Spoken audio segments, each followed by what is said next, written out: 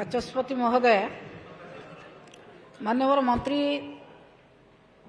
କହିଛନ୍ତି ଯେ ବସ୍ତା ନିର୍ବାଚନ ମଣ୍ଡଳୀର ଏତିକି ପିଲା ଡ୍ରପ୍ ଆଉଟ୍ ହୋଇଥିଲେ ଆମେ ଏତିକି ପିଲାଙ୍କୁ ଫେରାଇ ଆଣିଛୁ।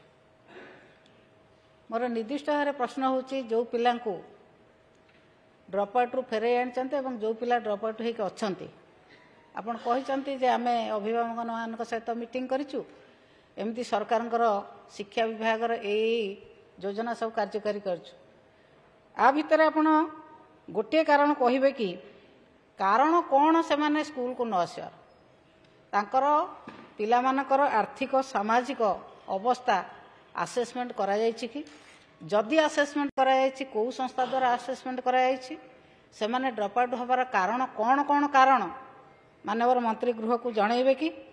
एवं जो कहले जिला कमिटी रो रेकमेंडेशन आसुछि जिला कमिटी कौ जिलार कमिटी केते थर बसी माननीय मंत्री कहे कि एवं बालेश्वर जिला निर्दिष्ट भाव में बस्ता निर्वाचन मंडल जो प्रश्न अच्छी बालेश्वर जिलार जिला कमिटी केते थर बसी एवं ये जिला कमिटीर मेंबर कौ कौ माने अछंती एवं केते थर कौ जिले में ये कमिटी डका जाइछि एवं आपण माने इलेक्शन बेले जाते बीजेडी गवर्नमेंट स्कूल बंद कर देछि आमे आसु आसु सरकार खोलदेबू स्कूल खोलदेबू एबे आपण उत्तर दौरान इलेक्शन पर भी सरकार गठन पर भी मंत्री को जाकि व्यक्तिगत भाव में भेटी कही मंत्री कहले आमे शीघ्र जो स्कूल बंद है खोलीदेबू किंतु एबे आपण कहउचंती क्राइटेरिया जदि क्राइटेरिया ताहले निर्दिष्ट भाव में आमर विरोधी दलर उपनेता जो प्रश्न कले निर्दिष्ट भाव में आपण कहबा कि 20 जन पिला जो कम अच्छा नेचुरल बारियर अच्छी नई नाल घेरा पहाड़ घेरा जंगल घेरा जो अंचल अच्छी से अंचल स्कूल को केबे सुधा खोलिबे को व्यवस्था करिवे निर्दिष्ट भाव में मंत्री कहबे कि माननीय बाचस्पति महोदय आमर वरिष्ठ विधायिका श्रीमती प्रमीला मल्लिक जो कथा कहले कि आमर जो सर्वे निश्चय आमर जो सर्वे एच स्कूल रे चाइल्ड ट्रैकिंग सर्वे ये सर्वे आमर शिक्षक शिक्षयित्री माने डोर टू डोर जाइकी सर्वे करिसंती एवं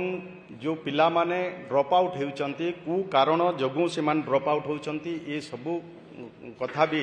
सर्वे रे रहिछि बहुत सुंदर भाव रे ये सर्वे हेइछि सर्वे हला परे से जानी रखंतु न जे निज अंचल रे भी पचारंतु केउ भली व्यवस्था मु तांको भी अनुरोध करिवि लोक प्रतिनिधि माननको भी आसो स्कूल जीवा जो अभियान अछि से अभियान रे शामिल करा जाउची मु कहबी तांके भी तांकर भी दायित्व तांके भी